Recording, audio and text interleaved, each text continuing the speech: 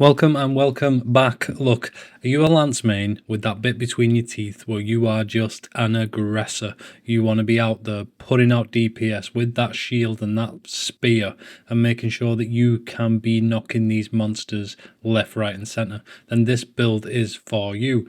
This is the I choose violence lance build. Traditional lance, defensive powerhouse with an offensive edge.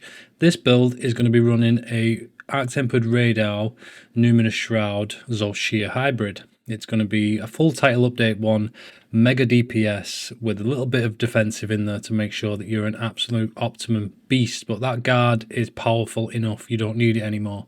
Time to push that DPS as far as possible. We're going to be running two little builds here. I'm going to show you an ice build that I've been running the Arc-Tempered Radar. I managed to get an A rank on this. Just by like 12.5 minutes, and I am not proficient with this weapon. This is like an off weapon for me that I pick up every now and then. For those lance mains out there who can push the limits and know exactly when to do the DPS, you will be clearing this in no time at all. But skills in the middle, gems on the left, I won't leave you waiting. Critical boost, offensive guard, ice attack and guard.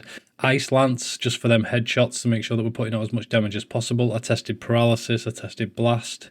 It feels to me, and throughout my testing, I'm doing a lot more damage with the ice on the head hits, and it's enabled me to shave 2-3 minutes off my time by running an ice lance. So there's a bit of advice for you there. And then critical boost, offensive guard, coupling in to give us loads of base attack, and then critical boost to push these critical hits to the maximum. Now, due to the dual skill gems, we've managed to squeeze 2 levels of guard in here. There is a lot of guarding involved, but we do have a level 3 evade extender, which is allowing us to take big side steps and get out with the AoEs. But when you need to hit that guard, you are solid, and you've not taken too much stamina to make sure that your maximum might is up. And then moving into the armor, it's a weakness exploit agitator maximum might set. This set within itself is going to be pushing around a 90% critical hit chance on weak spots before latent power is procced. 2 minutes into the hunt, or if you've managed to take quite a bit of damage, you will find that you will be proccing latent power and then in 100% critical hit. Couple that with a nice level of counter strike, and we are solid.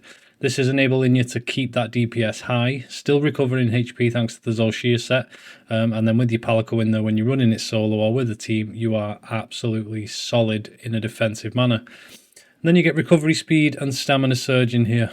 Recovery speed level 1 and stamina surge just to push that stamina back to get that maximum might proc consistent when you're outputting your DPS. But most importantly on this one is evade extender 3.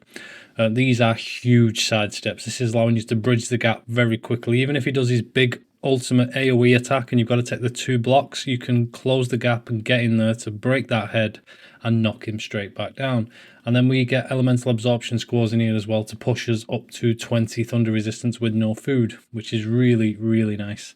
And then the set bonuses, you get Radar's Voltage, Zoh Shia's Pulse, and Lord's Soul. Lord's Soul, as we know, allows you to start a hunt aggressively, lets you get into that monster's face, lets you push it, because you know you've got a little safety net there to stop you from dying, which means push it and push it and push it and push it until you can output as much DPS as possible. But we've gone with a Challenger Charm here to push Agitator all the way to the maximum. If you want a little bit more comfort, you can go in with your Earplugs Charm, which will absolutely allow you with the 2 pips of earplugs to maintain as much DPS as possible. But if you're good with your guard, you can guard them roars anyway. But the Counter Strike level 3 you can go as well if you want to push more DPS. But I like the Agitator in this build, coupling with the weakness exploit and the maximum might to push us towards the 100% crit without having to think about it. And then Corrupted Mantle lands in here, which is a nice place to be. But yeah, this is a ridiculous lance build. It's got a lot of sustainability. With that shield up, you can make sure that you're not taking too much damage. It's really hard to kill you, but you are putting out a lot of big critical hits. For those optimum players out there, those hunters who are lance mains, who know exactly what to do and when to do it, you will be knocking monsters left, right and centre with this. And then if you didn't fancy this and you wanted to switch over, it's a quick change. You can easily go, which I have tried as well, with a full paralysis critical boost build with only 1 pip of guard. This is allowing us to do a lot of critical hits and still stack that paralysis if you want the extra CC. But in my testing through about 10-11 runs now, switching over to that ice lance was definitive. It really was. It allowed me to knock him left, knock him right, hit him hard in the head, and then put him down a lot quicker. It was a 3 minute less time in 3 separate runs using this ice attack build, and the guard felt a little bit more comfortable as well. But there it is. Let me know how you get on. Hope the lance mains are living solid as always. If there's anything you need, please pop it in the comments. We have gone well past 200 subscribers in the past couple of days. I appreciate every single one of you. If you take any value from my content, please hit that subscribe button. We're always working on more videos and builds to come. But yeah, leave a like and subscribe. You know the vibes. Peace.